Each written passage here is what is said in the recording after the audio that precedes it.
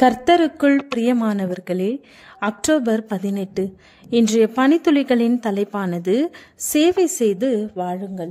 வசனம் 1 பேதுரு 4வது அதிகாரம் 10வது வசனம்.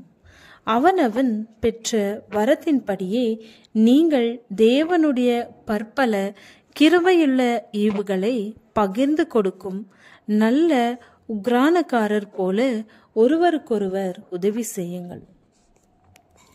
10 வயது நிரம்பிய செல்சியா ஓர் அழகான ஓவிய பெட்டகத்தை பரிசாக பெற்றாள். அவள் சோகமாயிருக்கும் போது ஓவியம் தீட்டுவதின் மூலம் அவள் மகிழ்ச்சி அடைந்தாள். ஆனபடியினால் இந்த ஓவிய பொருட்களை வாங்க முடியாத மற்ற பிள்ளைகளுக்கு அதை பரிசளிக்க எண்ணினாள். அவளுடைய பிறந்த நாள் வந்தபோது அவளுடைய நண்பர்களிடம் தனக்கு பரிசு பொருட்களை கொடுக்க வேண்டாம், அதற்கு பதிலாக தேவையுள்ள பிள்ளைகளுக்கான ஓவிய பொருட்களை கொண்டு பெட்டகத்தை நிரப்பும்படிக்கு கேட்டுக்கொண்டாள். சில நாட்களில் தன் குடும்பத்தினரின் உதவியோடு செல்சியா தொண்டு நிறுவனத்தை துவங்கினாள். தேவையிலுள்ள பிள்ளைகளுக்கு உதவும் பொருட்டு அநேகரிடத்தில் அந்த பெட்டகத்தை நிரப்பும்படிக்கு கேட்டுக்கொண்டாள். அவளிடத்திலிருந்து ஓவிய பொருட்களை பெறும் பிள்ளைகளுக்கு ஓவியம் தீட்டும் அறிவுரைகளையும் அவ்வப்போது கொடுத்தாள். ஒரு செய்தி தொடர்பாளர் செல்சியாவை பேட்டி எடுத்து ஊடகத்தில் ஒளிபரப்பிய பின் உலக நாடுகளிலிருந்தும் அவளுக்கு உதவி வர துவங்கியது.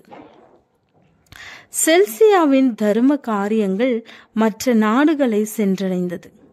சேவை செய்ய விரும்பினால் தேவன் நம்மை பயன்படுத்துவார் என்பதற்கு இந்த ஒரு சிறு பிள்ளை ஒரு அழகான உதாரணம். செல்சியாவின் கரிசனையும் மற்றவர்களோடு பகிர்ந்து கொள்ளும் மனப்பான்மையும் ஒரு உண்மையான உக்ரானக்காரனின் இருதயத்தை பிரதிபலிக்கிறது.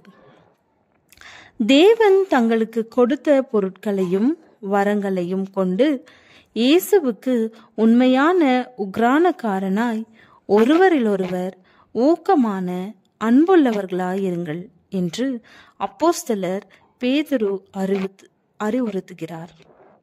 அன்பை பிரதிபலிக்கும் நம்முடைய சிறிய செயல்கள் மற்றவர்களை ஊக்கப்படுத்தும். அதற்கான ஆதரவாளர்களை தேவன் நம் பின்னே அணிவகுக்கும்படி செய்வார். நாம் தேவனை சார்ந்து கொள்ளும் போது சேவை செய்யும் வாழ்க்கை வாழ்ந்து தேவனுக்கு மகிமை செலுத்த முடியும். மற்றவர்களுக்கு சேவை செய்ய உதவும்படிக்கு தேவனை எப்படி சார்ந்து கொள்வது?